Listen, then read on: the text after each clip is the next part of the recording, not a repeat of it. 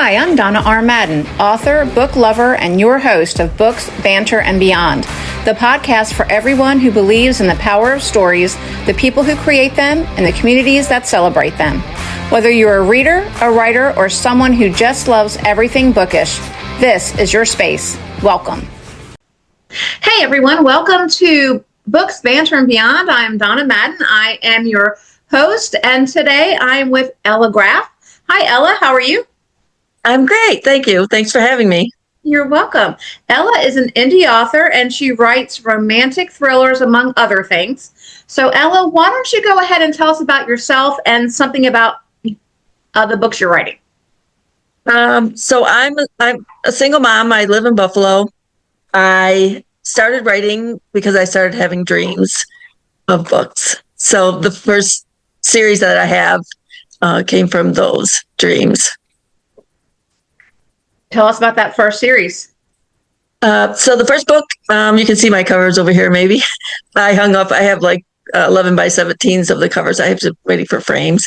Origins of Rage is currently out. It's been out since 2023. That's my first book. And it's the second book is in the works. It's called Rage at the Cypress.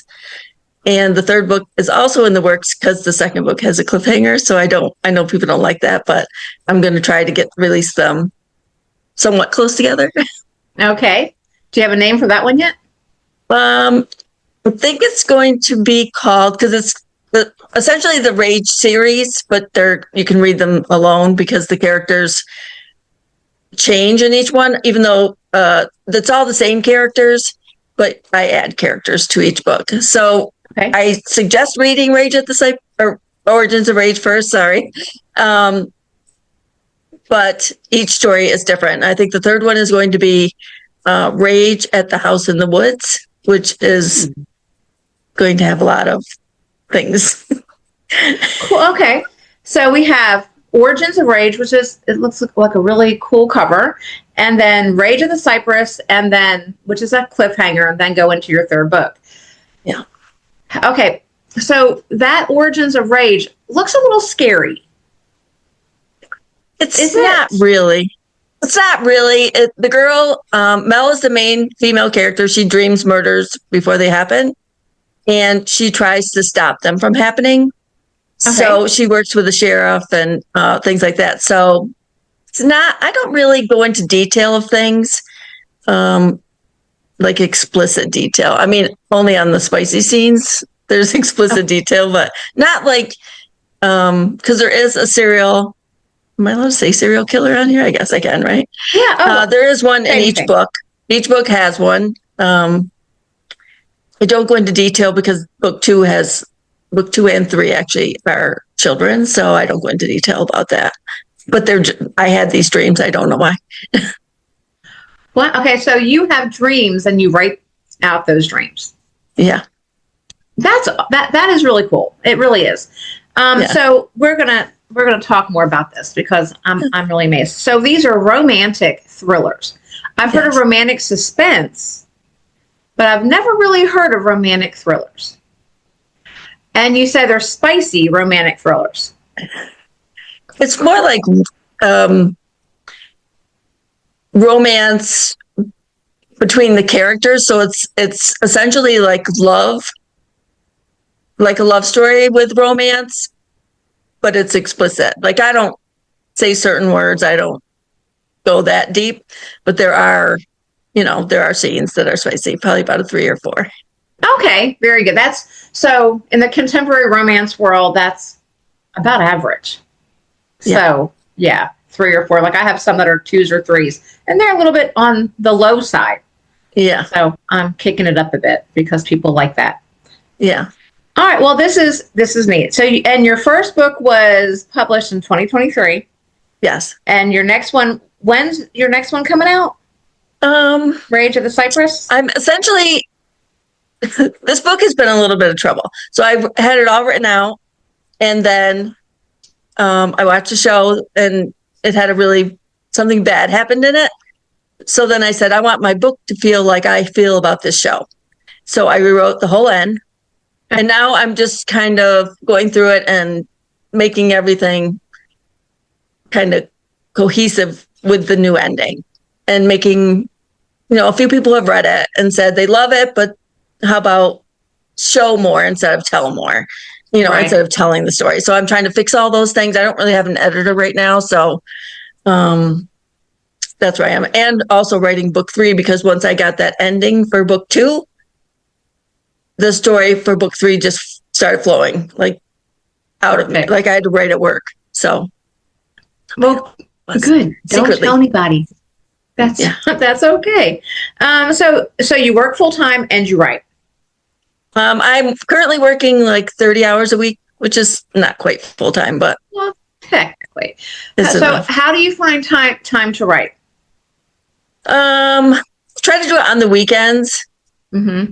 Evenings are kind of hard because we do dinner and especially in the summer with outside things that are, I'm struggling a little bit, honestly, with the writing. So I need somebody to give me a little kick. I need to finish these books. Yeah, we all need to get together and do like writing sprints. Yeah, that would be a good idea. Or something. We need to do that. Because I'm the same way. Because, I try to write a lot during the summer because I'm a teacher and I don't have a whole lot of brain power left during the school year when I get home.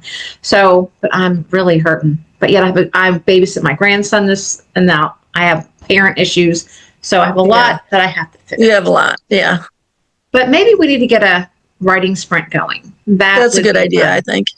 Just to keep everybody on, on track with their writing and things like that. So and be, if you're when you're being held accountable by other people, it keeps you motivated. It definitely does. All right. So what made you decide to become an author? I wrote some stories in high school, and my English teacher said, he really liked the stories, but I didn't really write anything after that. Life was happening. So, and then I got married and I had kids, and then I got divorced. And actually, I moved into this house that I currently live in, and that's when I started having dreams. So it's a lot of spooky things have happened since I moved in here also, but I don't know where the dreams come from. So there's a lot of different things that have happened that I think have brought the stories to me. Interesting. I'm interested to ask, but I don't know. I've told everyone on these things that I have very bad horror issues. So I have to keep horror stuff away, even though I'm going to be interviewing a horror guy in a little bit, but that's okay. All right. So your high school English teacher encouraged you, but you didn't go. I love high school English teachers. We are awesome. But anyway, and outside of your English teacher, was there a book or a moment in your life that made you think, I guess I know this answer, that made you think I should start writing? It was a moment. It was after or during my divorce. I won't go into explicit detail. That I started writing a story that will never be published. It was the story of what happened during that time, and writing that helped me to realize that I should really do something with my writing, because I always loved it. I always wanted to do it, but I just never did. And with the freedom of being a single mom, I mean, not really freedom, but to do what I wanted to do, that's kind of where it all came in. So that first story that I wrote kind of made it into a kid's book, but it really shouldn't be a kid's book. So it's I made it cutesy. I wrote it out, but I probably would never do anything with it. It was kind of for me to get it out. Maybe you could make it into a women's fiction. Yeah. Turn it into a fictional book or something one day. It would probably be something that a lot of women could relate to. I think so. But the only issue is that now I'm I get along fine with my ex now. We had troubles when we got divorced and things. So I don't think I would want to put it out just, for the sake of that. And, not hurting other people that are, involved in that. Right. What happened then. At least it got you ready to write again and saying that you want to. And it took you on a very interesting trajectory of where you were going to write. And I mean, Origins of Rage, it's just, I'm just staring at it. So if I have nightmares tonight about a closed door, that looks really scary. No, it's a picture frame with a violin in it, which is something that's part of the story. You'd have to read it. It's not really. A lot of people said it seems like it would be scary, but it's not really scary, honestly. Who can you ask? Ask Emily. She'll tell you the truth. Okay, very good. Yes, Emily she will. Yes, she will. She will tell you. All right. Walk us through what the writing process looks like for you on different days, even. As far as like how I write, or like your process, how you would sit down to write, where you do it, when you do it, that type of thing. Yeah, I mean, I started out the first two stories. I just kind of just threw them together. I mean, I had an editor for book one. She helped me do a layout with that one. I essentially write in my family room with the TV on and whatever else is happening. It doesn't bother me. I just like to have sound behind. Oh, okay. That's where I write, which is probably part of my problem. I think I need a new quiet space to sit, which I bought a new desk. So I'm trying to get my desk area. I'll keep the background, but I just need like different, but I want to work here. Like I want to just sit here and just write and not have all the distractions. So. Right. Yeah, I can't write with distractions at all. Like some people can have TV or music. I have to have quiet. Yeah, I think I'm tending that way a little bit with getting older or whatever. It could be. But I've always been that way though. I just like to. Yeah. I always studied with quiet. I could never have music in the background. That type of thing. Yeah. This makes me focus. All right. So in your book, Origins of Rage and Rage of the Cypress, how did you develop your characters? So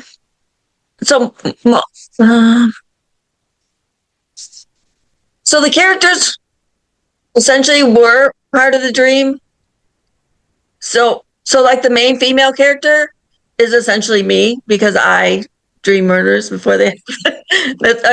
It's weird, but I dreamt all of the things that the prologue is my dream for book 1 and 2 and 3. The prologue is my dream, and then we go from there. But the characters, I knew, like I had the names of them right away and who I wanted them to be. But I think obviously after book 1 was done, then they grew so much more. And so book 2 is a lot of the characters that are in book 1 and a love interest for one of them. So another romance session in that one, somebody different, but the same will be book 3 also. But there's all these things that are happening in between. So, okay, can you tell us your main characters in Origins of Rage, their names and a little bit about Melanie Morris. Melanie Morris is the main female character. The main male character is Brody Carter. You'll meet several other people. So Melanie's psychic with dreams. You'll meet Flora. She's psychic with touch. And she comes into it through that because when Mel has the dreams, she paints when she wakes up. So it's like a clue each night. She gets a clue each night and then she paints that. And then they follow it to wherever they think it needs to go. And they meet Flora through that. So, and Flora is a psychic through touch. Yes, that's really neat. Okay, and so she can touch her story. You like she can touch a person or a thing, and she knows what's going to happen. Yes, she can read a lot from just touching someone. Oh, cool. Okay, so in book 2, Rage of the Cypress, who are the main characters? The main character is Flora. Her name is Flora McConnell. She's Irish. She and her mother left Ireland because her father passed away, and they found out a lot of things that he did to her mom, against her mom, I should say. And then there's a new character, male interest for Flora. So his name is Damien. I can't think of his last name. I can't remember now. been a while since I touched the story. Is his last name? I can't remember his last name. Okay. Okay, so good. If I were to ask you to describe Melanie to us, how would you describe her? She is probably about 5'4", I think. Light hair, like light brown, blonde.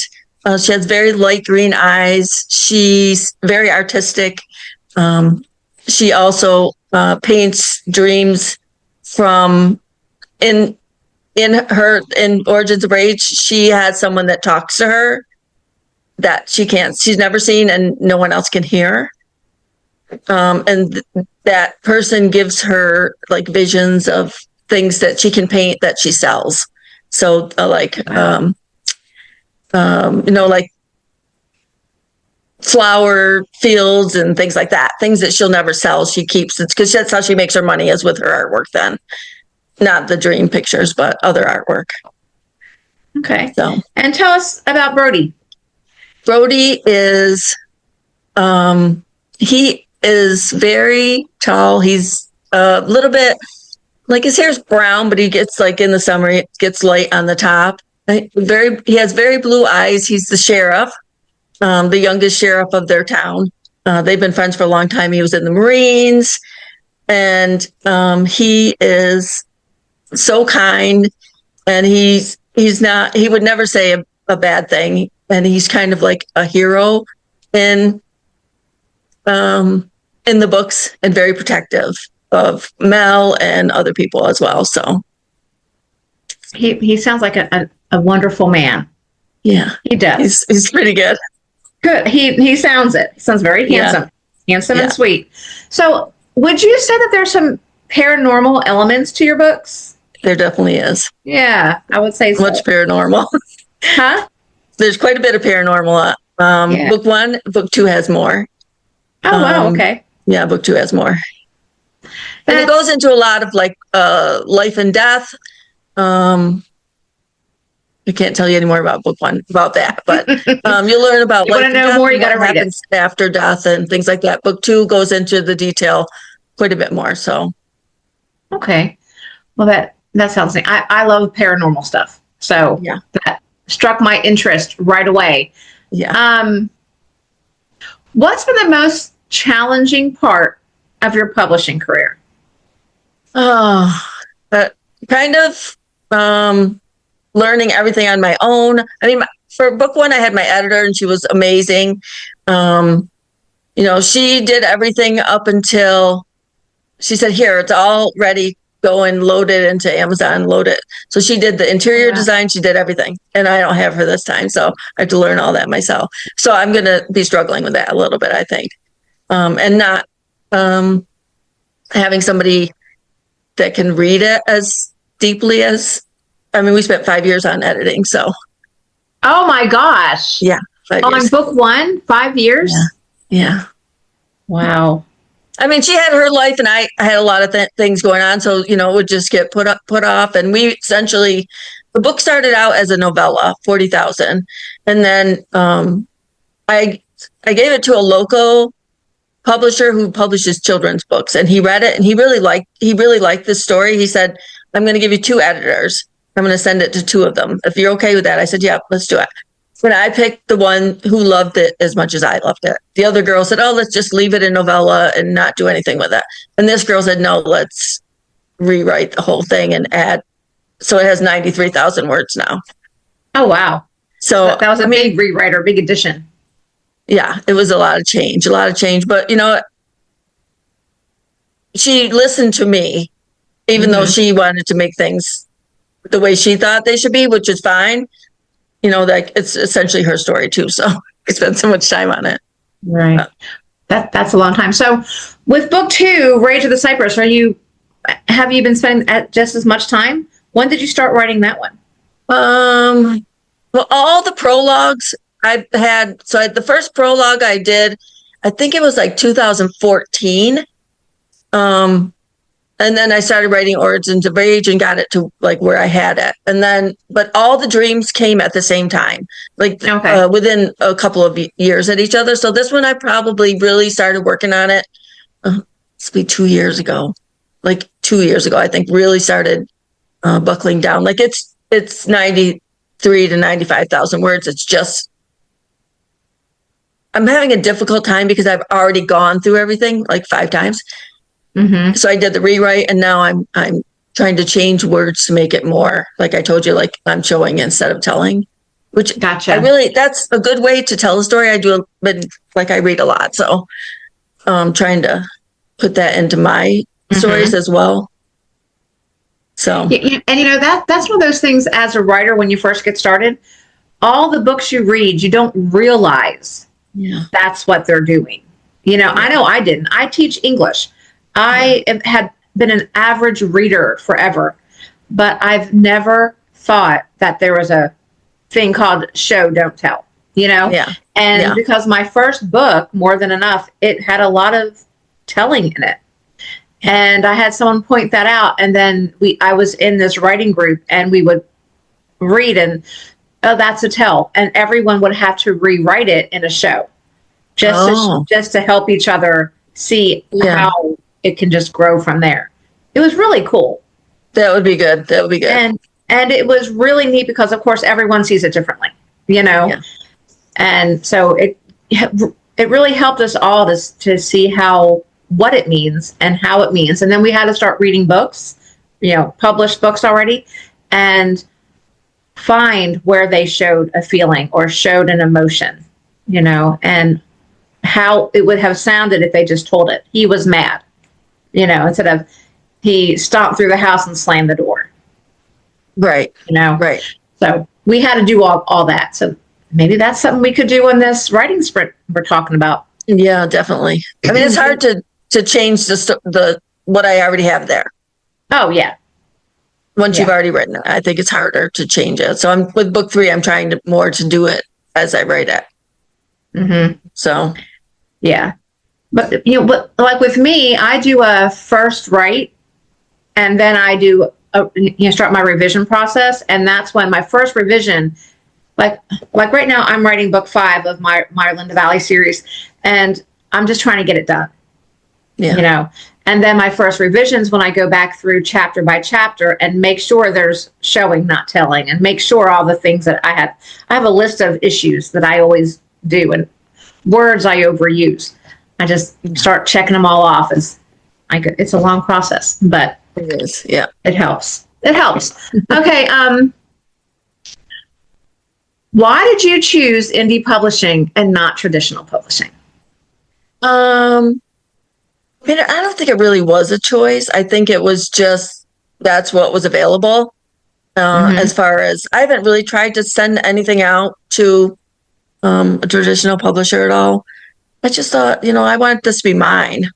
It's my story. I wrote it. I want it to be mine. So book 1 kind of went that way because the editor was like, we'll just do everything, And 5 years was long enough. 5 years? That's a long time.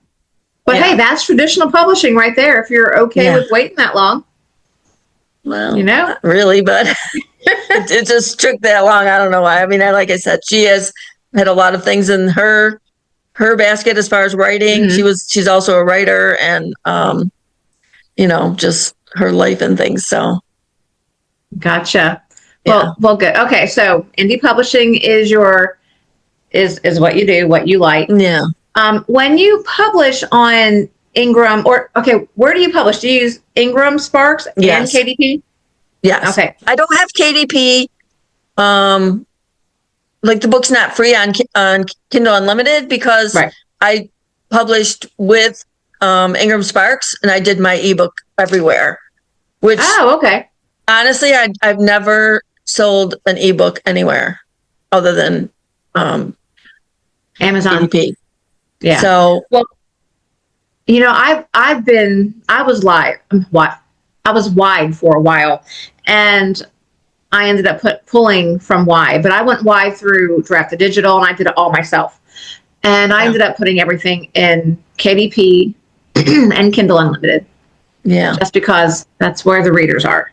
Yeah. You know? And so it's something to think about.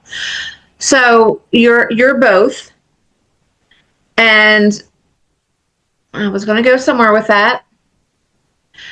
With KDP, so I think I was going to ask, are you in Kindle Unlimited? But you just answered that you're not, because you're wide. So people can find your books everywhere, your ebooks everywhere.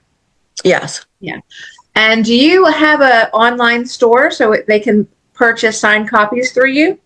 I have a TikTok shop right now. I have an Etsy shop on TikTok. I don't know. They were making a lot of changes, so I don't know. I do have both of those right now. Emily did my website, but we don't really sell it from there. I don't know. I might. But you have an Etsy shop. I have an Etsy shop also where I sell. I made jewelry before. Okay. So I'm trying to sell my beads because it's kind of gets to be like books are an addiction in a way. Beads are the same thing. Like I make jewelry with thread and needle. So oh wow, I haven't done it in a while. It's too much. Like there's too many things. With writing and working, you can't have another addiction on the side of that. So I like how you say the books are the addiction, because that is so true. Yeah, definitely. All of the stuff, all of the things are the addiction. Okay, so how do you market your books? How do you get people to realize you've written Origins of Rage? I'm terrible. I really am a terrible marketer. I really am. Emily has offered me help. It's just a matter of, like, I know how hard she pushes, which is great. I love that. Right. I'm just not there yet. I think once I get book 2 and 3, that we're going to go a little different direction. Like right now, financially, it's a little bit of a struggle. So for me to add another thing. Well, remember, there's always book funnel sales promos. They're free if you're on book funnel. Yeah. And you can, link your books to your sales page on Amazon. I get a lot of notice that way. Okay. And that's no money, except for your book funnel subscription. And there's also the newsletter. The newsletter, like Fussy Librarian and Booksy, Bargain Booksy, all those types of things, where, they cost a little bit of money, but you go into like thousands and thousands of people's email box through this company, and people will find your books that way. Yeah. I really need to be better at it. I'm not good at it at all. I'm not good at it. Well, we can talk. I have some ideas, because I don't do Facebook ads and Amazon ads. No, I just don't have the money for that. I don't do that. So I do posts mostly. I do posts on here or on TikTok, but regular posts I can get 500 views on my book. I did a sale on one of my shop has 3 different bundles, and I did a sale on one. I probably should have done all of them, and I posted it, and I got 35 likes. No comments, so maybe 2 comments, but so that's the kind of thing. Like I'm getting more. I get more likes and follows and everything on Facebook now, believe it or not, or Instagram, because I don't know why, honestly, but more book hype there than I get on TikTok. Right. Well, I was going to ask. So where can people find you, on what social media? I'm on Facebook. It's Ella Graff, and Instagram. I have 2. I have my name, Ella Graff, and then I also have Eloquent Books, which is my publishing company that I do for my books. Can you spell both of those, please? Sure. It's Ella Graff, Graff, and then Eloquent is ELLAQUENT. I like books. that. We did it with my name. We thought that was catchy. And then on TikTok, I have 2. I have Ella Graff also, and Eloquent Books. I think it's at Eloquent Books is like my main page where I have more followers. The other one is Origins of Rage, which I have like 400 followers on that page. So, but I'm in all the places, just trying to get everything. People to notice something. People can come in and find you everywhere. Yes. There's a question that what role does social media play? Do you feel it's important to help get your books out into the world? Yeah. Oh yeah. definitely. I mean, I've met so many people on here who have indie authors, especially who have read my book. I've read their books. Yeah, definitely. I mean, I don't think anybody would know me if I wasn't on social media. I started my TikTok account right after my book was published. So okay, so which social media account do you like the best? I like TikTok for the lives. I haven't ever done lives anywhere else.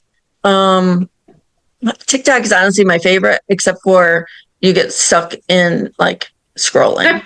Yes, you do. But I try to really, make myself see other people's things and comment on stuff. And I don't really watch that many lives. I really need to hop into a couple of your lives. I've seen them. Maybe I did. I did on one. I think I did on one. You were just there a couple of days ago. Yeah. I try to like at least come in and comment and say something, depending on what's going on that night. So there you go. I don't just scroll, I guess. Yeah.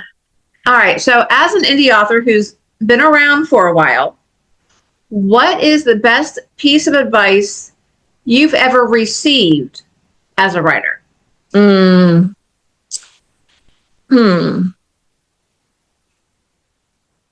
don't know.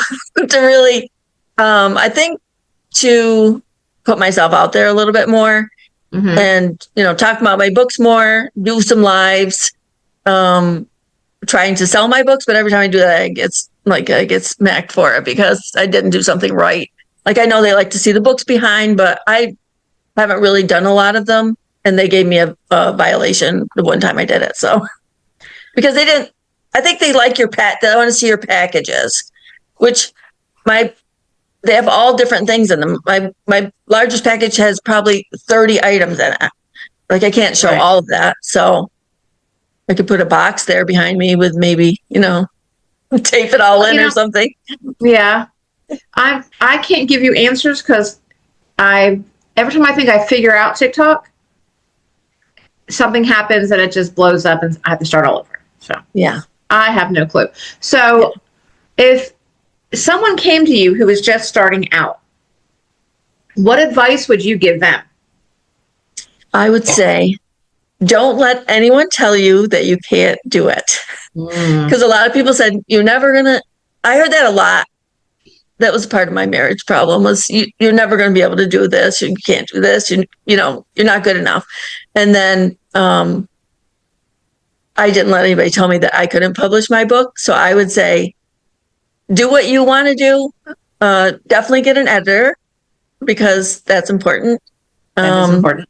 And you do learn a lot from them.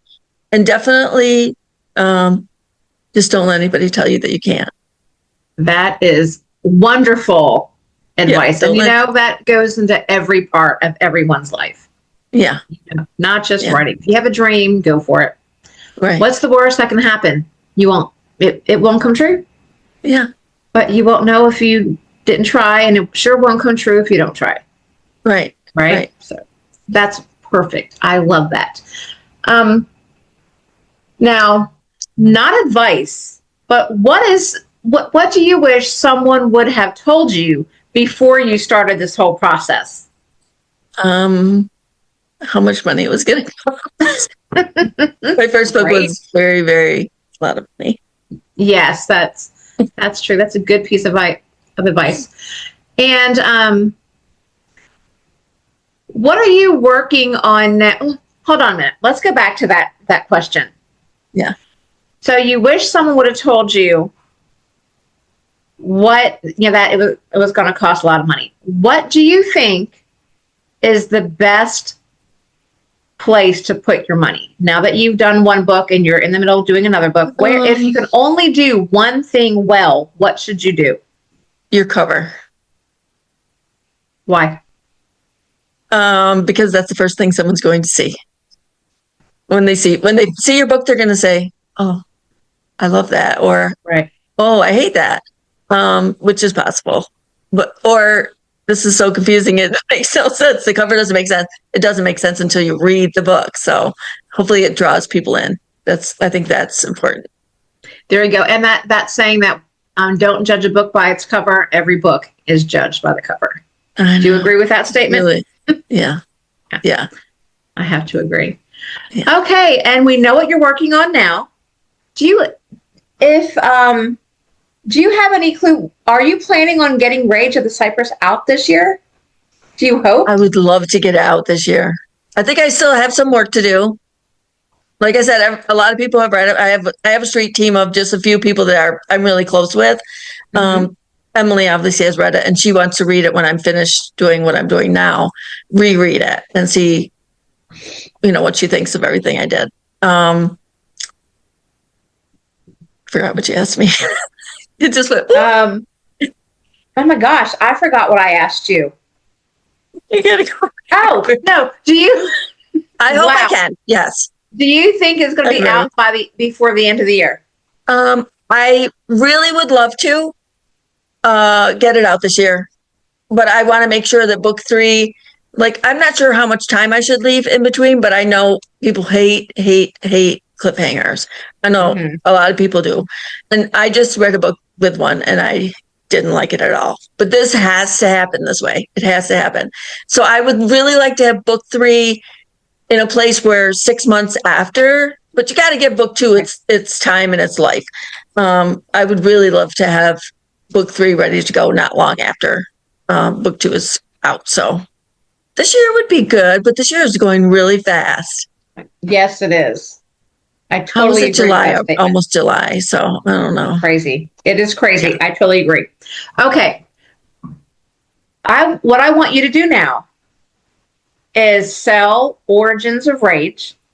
Give us a brief synopsis.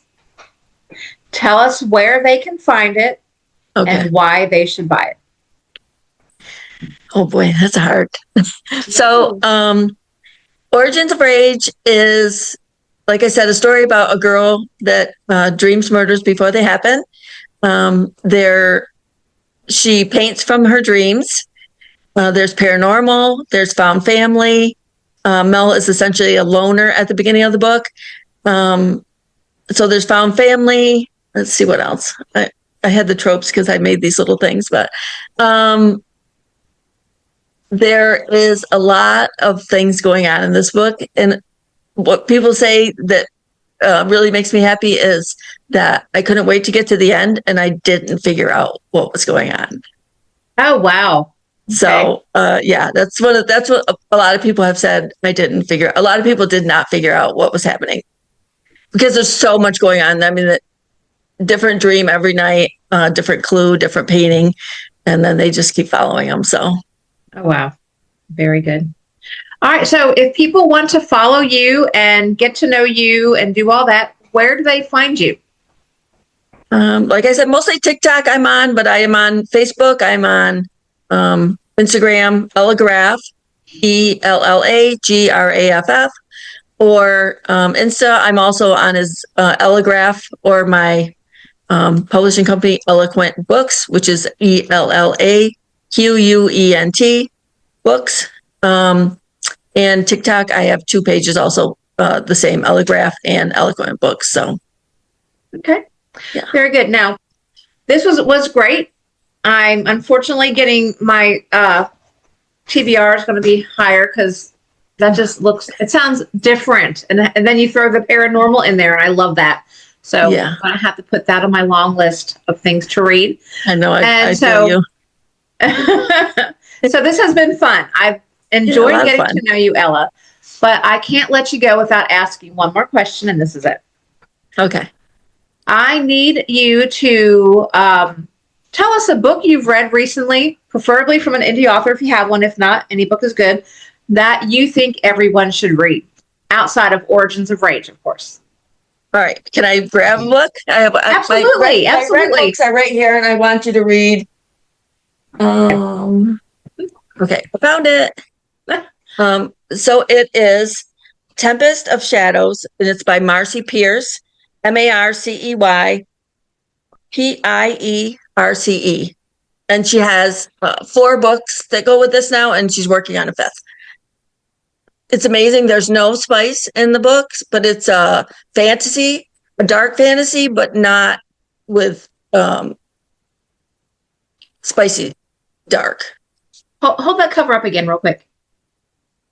Is that like a demon on the front? Yeah, there are these are called shadows. I haven't read this one in a while, but I really, really love her stories. She's writing another one right now with another indie author. It's called. I'm helping her beta read it. It's I shouldn't say too much about it because Okay. But everyone should read that one. Yeah, definitely check this one out. She's really good. And there's many indie authors that I love, but I pick hers up if she gets a new book out. So. Gotcha. Very good. Well, Ella, thank you for spending some time with me and helping us get to know you and getting to know Origins of Rage. Make sure you keep in touch and let us know when Rage of the Cypress is coming out. Stay focused on it. Will. And we'll do that. We'll get a group together, and I'll see if Emily wants to have us do Zoom meetings for writing.